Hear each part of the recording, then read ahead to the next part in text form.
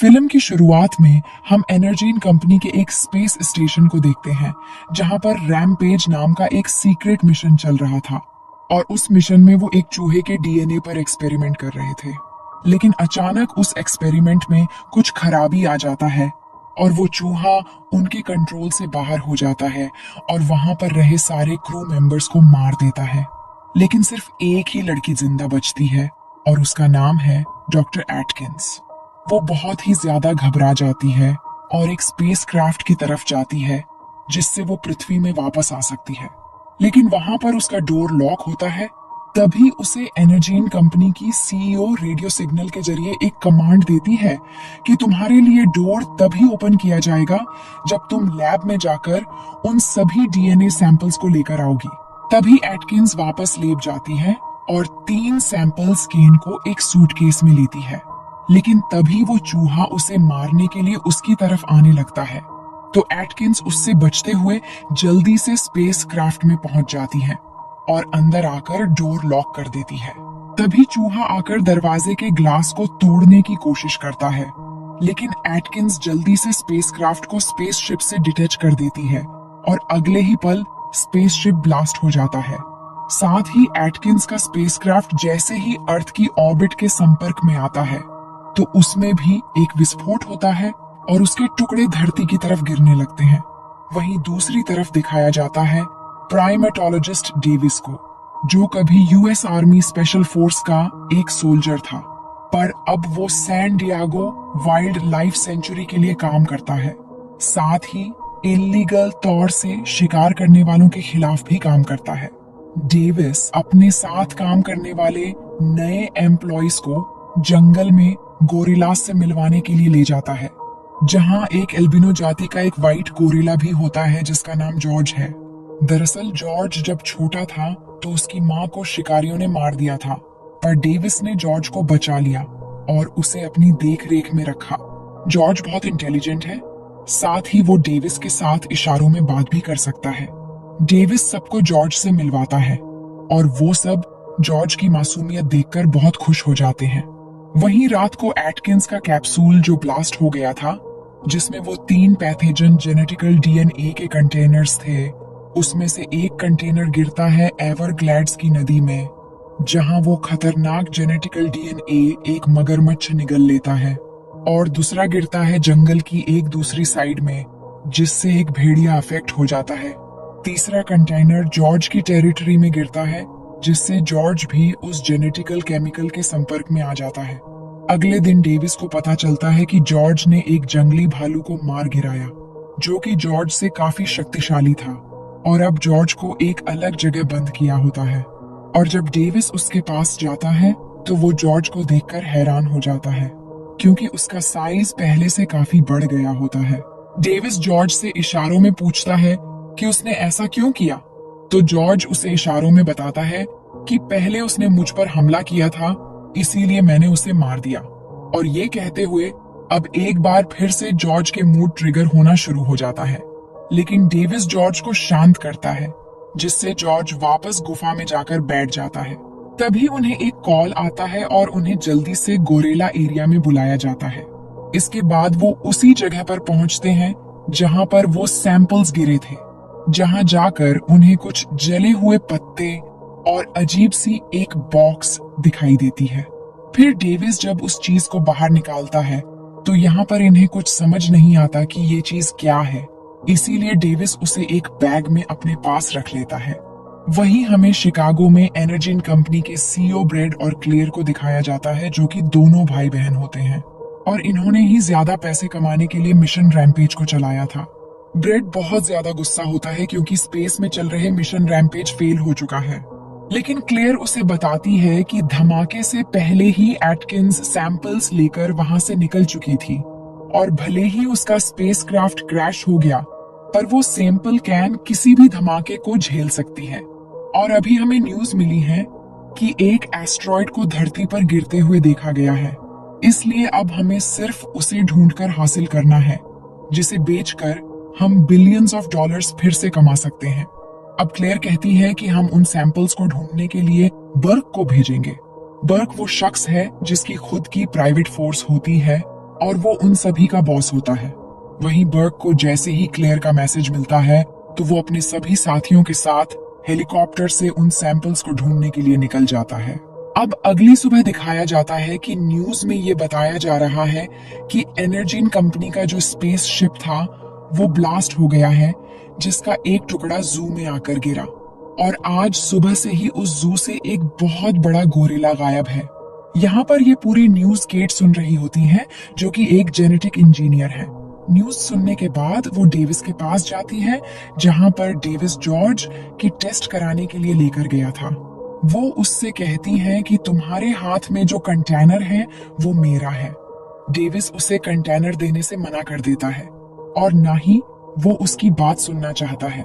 पर जब केट उसे बताती है कि तुम्हारा गोरिल्ला लगातार बढ़ रहा है और वो पहले से ज्यादा फुर्तीला हो गया है, ये सब सुनने के बाद डेविस उसे जॉर्ज के पास ले जाता है, जहां केट उसे बताती है कि तुमने डीएनए एडिटिंग के बारे में तो जरूर सुना होगा। हमने एक ब्लू व्हेल, शार्क, राइनोसर और चीते का डीएनए मिक्स किया, जिससे हमने एक अलग डीएनए बनाया। और आज उसी डीएनए की वजह से तुम्हारे जॉर्ज की ये हालत है।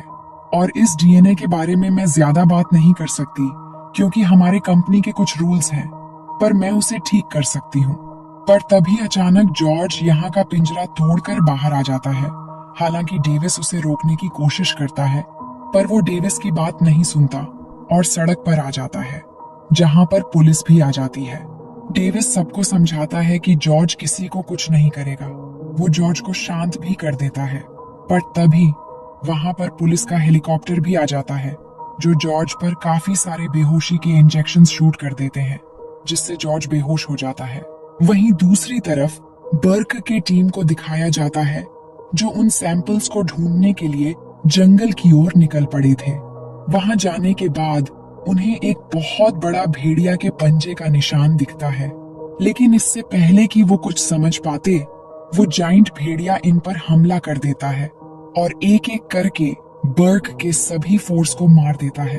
अब भेड़िए की हमले से बर्क भी काफी घबरा जाता है और अपनी दूसरी टीम जो हेलीकॉप्टर में थे उन्हें कहता है कि मुझे जल्दी यहाँ से निकालो। तभी वो दूसरी टीम हेलीकॉप्टर से भेड़िया पर गोली चलाने लगते हैं, लेकिन वो भेड़िया उस हेलीकॉप्टर पर जंप लगाकर अटैक कर देता है, जिससे वो हेलीकॉप्टर नीचे गिरकर ब्लास्ट हो जाता है। इसके बाद वो भेड़िया बर्क के पीछे आकर खड़ा हो जाता है। तभी बर्क समझ जाता है कि उसके पीछे वो भेड़िया खड़ा है, लेकिन जैसे ही वो भेड़िया पर हमला करता, वो उसे चबा कर मार डालता है। वहीं एनर्जीन कंपनी की सीईओ क्लेयर ये सब कुछ कैमरे से अपनी स्क्रीन पर देख रही होती है, जिससे उसे समझ आ जाता है कि वो अपने सारे सैंपल्स खो चुकी है, लेकिन उसे किसी भी हालत में इन तीनों जानवरों के डीएनए सैंपल चाहिए। वो अपने भाई को बताती है कि जब हमने इस खास डीएनए को बनाया था, तो हमने इस डीएनएस के अंदर कुछ ऐसे चेंजेस किए थे, जिससे रेडियो की लो फ्रीक्वेंसी में इस डीएनएस से बने हुए जानवर उसकी तरफ खींचे चले आएंगे, क्योंकि वो उस फ्रीक्वेंसी को बर्दाश्त नहीं कर पाएंगे और उसे बंद करना चाहेंगे। और अब हमें उन जानवरों को अपने पास बुलवाने के लिए रेडियो की लो फ्रीक्वेंसी को ऑन करना है। वहीं दूसरी तरफ डेविस और केट को दिखाया जाता है, जिन्हें पुलिस ने पकड़ लिया होता है। अब इन पुलिस वालों का एक हेड ऑफिसर होता है, जिसका नाम है रसल, और रसल को लगता है कि इन दोनों ने मिलकर जॉर्ज के साथ कुछ एक्सपेरिमेंट किया, जिस वजह से वो बदल गया। इसलिए इन दोनों को जॉर्ज के साथ प्लेन से एक जगह से दूसरी जगह ले जाया जा रहा होता है। वहीं क्लेयर को दिखाया जाता है, जो रेडियो की लो फ्रीक्वेंसी को ऑन कर देती है, और जैसे ही वो ऑन करती है तो वो विशाल भेड़िया उसकी तरफ खींचा चला आता है, और साथ ही वो विशाल खतरनाक मगरमच्छ भी। और यहाँ पर जॉर्ज, जो पूरी तरह से बेहोश था, रेडियो फ्रीक्वेंसी ऑन होने से वो भी होश में आ जाता है और प्लेन के अंदर चारों तरफ तबाही मचा देता है, और उसे रोकने के लिए चारों तरफ से उस पर गोलियां चलाई जाती है। लेकिन प्लेन के अंदर गोलियां चलने की वजह से प्लेन अचानक क्रैश होना शुरू हो जाता है। तभी डेविस सबसे पहले केट को पैराशूट के साथ बाहर निकालता है। इसके बाद वो एजेंट रसल की जान बचाता है और उसे अपने साथ लेकर बाहर कूद जाता है। और तभी प्लेन में एक बहुत बड़ा ब्लास्ट होता है, जिससे डेविस को लगता है कि जॉर्ज भी उस ब्लास्ट से मर गया होगा। लेकिन जब वो नीचे आते हैं तो वो देखते हैं कि जॉर्ज की डेड बॉडी कहीं पर भी नहीं है, यानी कि जॉर्ज अभी भी जिंदा है। यहाँ पर केट डेविस को अपने बारे में बताती है। वो कहती है कि कॉलेज करने के बाद मैं क्रिस्पर में काम कर रही थी। क्रिस्पर एक ऐसी टेक्नोलॉजी होती है जिससे किसी भी डीएनए को एडिट किया जा सकता है, यानी उस टेक्नोलॉजी से किसी भी जीव के डीएनए में बदलाव करके उसे अपने हिसाब से बदला जा सकता है। वो बताती है कि मैं क्रिस्पर का इस्तेमाल विलुप्त होते हुए जानवरों के लिए करना चाहती थी, पर उस समय मेरा भाई बीमार हो गया और मैं जानती थी कि मैं क्रिस्पर टेक्नोलॉजी से उसे बचा सकती हूँ। इसके बाद मैं क्लेयर से मिली, जिसने मुझे अपनी कंपनी एनर्जीन में एक लीड रिसर्चर बना दिया, और मैं जब भी अपने भाई को बचाने के लिए कुछ बनाती तो एनर्जीन कंपनी उसका इस्तेमाल खतरनाक डीएनए बनाने के लिए करती, जिसके बारे में मुझे कुछ पता नहीं था। लेकिन जब मुझे पता चला तो मैं सब कुछ डिस्ट्रॉय करना चाहती थी, पर सिक्योरिटी ने मुझे देख लिया और मुझे जेल भेज दिया गया। मेरे जेल जाने के 1 महीने बाद मेरे भाई की डेथ हो गई। मैं उसे आखिरी बार देख भी नहीं पाई, और अब मैं चाहती हूँ कि क्लेयर कभी किसी को नुकसान न पहुंचा पाए, इसीलिए मैं दुनिया के सामने क्लेयर का पर्दाफाश करना चाहती हूँ। तभी वहां पर मिलिट्री के प्लेन्स भी आ जाते हैं। इसके बाद सभी आर्मी कंट्रोल सेंटर में पहुंचते हैं, जहां पर वहां का कर्नल ये प्लानिंग कर रहा होता है कि उन जानवरों पर कैसे अटैक किया जाए। अब यहाँ पर उन्हें पता चलता है कि जॉर्ज और वो खतरनाक भेड़िया शिकागो शहर की तरफ भाग रहे हैं, जिसे देखकर सबके सब हैरान हो जाते हैं। तभी केट इन्हें बताती है कि जब मैं एनर्जीन कंपनी में जॉब करती थी तो हम चमगादड़ के डीएनए पर काम कर रहे थे, और शायद क्लेयर को उसमें कामयाबी मिल गई है, जिसकी मदद से वो इन जानवरों की तरफ कोई खास फ्रीक्वेंसी भेज रही है, और ये जानवर उसी फ्रीक्वेंसी को रोकने के लिए भाग रहे हैं। तभी कर्नल के पास एफबीआई से एक मैसेज मिलता है, जिसमें उसके लिए एक कमांड था कि डेविस और केट को वहीं पर रोका जाए। लेकिन यहाँ रसल कर्नल से रिक्वेस्ट करता है, पर कर्नल रसल की रिक्वेस्ट नहीं मानता और अपने सोल्जर्स से कहता है कि इन्हें इंटेरोगेशन रूम में ले जाओ। फिर कुछ ऑफिसर्स जब उन्हें पकड़कर बाहर ले जा रहे होते हैं, फिर वो दोनों होशियारी से वहां से भागने लग जाते हैं। तभी 2 ऑफिसर्स इन्हें रोकने लगते हैं, तो डेविस इन दोनों को बेहोश कर देता है। फिर वो दोनों उस तरफ जाते हैं जहां एक हेलीकॉप्टर खड़ा हुआ होता है। तभी वहां रसल आ जाता है और डेविस को लगता है कि वो उन्हें रोकने के लिए आया है, लेकिन यहाँ पर रसल उनका साथ देता है और कहता है कि ये आर्मी वाले कुछ भी नहीं समझते, इसीलिए हमें ही मिलकर कुछ करना होगा। तभी केट उसे कहती है कि क्लेयर कोई भी ऐसा हथियार नहीं बनाएगी जिसे वो कंट्रोल ना कर सके, इसीलिए एनर्जीन में इसका एंटीडोट जरूर होगा जो इन जानवरों को ठीक कर सकता है। अब रसल भी उनकी मदद करता है और फिर उन्हें हेलीकॉप्टर की चाबी देता है और कहता है कि एनर्जीन का पर्दाफाश करने के लिए मैं तुम्हारे साथ हूँ। फिर वो दोनों हेलीकॉप्टर लेकर शिकागो के लिए निकल जाते हैं। वही कर्नल गोरिल्ला और भेड़िया पर फायरिंग करवा रहा होता है, लेकिन उन्हें कुछ नहीं होता और वो सभी आर्मी पर हमला करके उन्हें मार रहे होते हैं। ये देखकर कर्नल शिकागो शहर को खाली करवाने के ऑर्डर दे देता है। वहीं रसल भी इसकी खबर डेविस को दे देता है। अब डेविस और केट भी शिकागो पहुंच चुके होते हैं, जहां लोग शहर को खाली कर रहे होते हैं। लेकिन तभी वहां जॉर्ज और भेड़िया पहुंच जाते हैं और हर चीज को तोड़कर एनर्जीन की बिल्डिंग की तरह बढ़ रहे होते हैं, और वो आर्मी के सारे हेलीकॉप्टर्स और टैंक्स तबाह कर देते हैं। वहीं डेविस और केट एनर्जीन की बिल्डिंग की तरफ बढ़ रहे होते हैं कि तभी वो देखते हैं कि नदी से एक बहुत बड़ी चीज शहर की तरफ आ रही है, और वो वही क्रोकोडाइल होता है। ये देखकर कर्नल बहुत डर जाता है और पूरी आर्मी को उस पर फायर करने को कहता है। पूरी आर्मी उस पर फायर करने लग जाती है, लेकिन उससे कुछ भी नहीं होता और वो सभी चीजों को डिस्ट्रॉय करने लग जाता है। अब वो तीनों जानवर बिल्डिंग की तरह बढ़ रहे होते हैं और रास्ते में आती हर एक चीज को तबाह कर रहे होते हैं।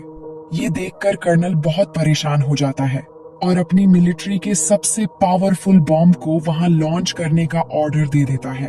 वहीं रसल भी शिकागो के लिए निकल पड़ता है और यहाँ डेविस और केट एनर्जाइन की बिल्डिंग में पहुंच जाते हैं। तभी डेविस को रसल का कॉल आता है और वो कहता है कि 30 मिनट में शहर पर एक स्पेशल बॉम्ब ब्लास्ट होने वाला है, इसलिए तुम्हें जो भी करना है जल्दी करो। इसके बाद वो दोनों लैब में एंटीडोट ढूंढने लग जाते हैं, पर वहां डेविस और केट को आखिरकार वो एंटीडोट मिल जाता है और केट उनमें से 3 बॉटल्स को निकाल लेती है।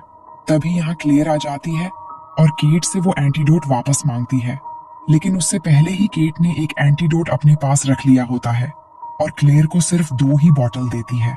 अब क्लेयर उन्हें अपने साथ चलने को कहती है, लेकिन डेविस यहाँ से जाने से मना कर देता है। तभी क्लेयर उस पर फायर कर देती है, जिससे डेविस वहीं गिर जाता है और मरने का नाटक करता है। फिर क्लेयर केट को अपने साथ चलने को कहती है।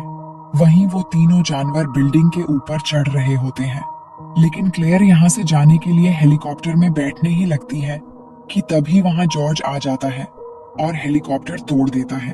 तभी वो हेलीकॉप्टर केट के ऊपर गिरने वाला ही होता है कि वहां डेविस आकर उसे बचा लेता है।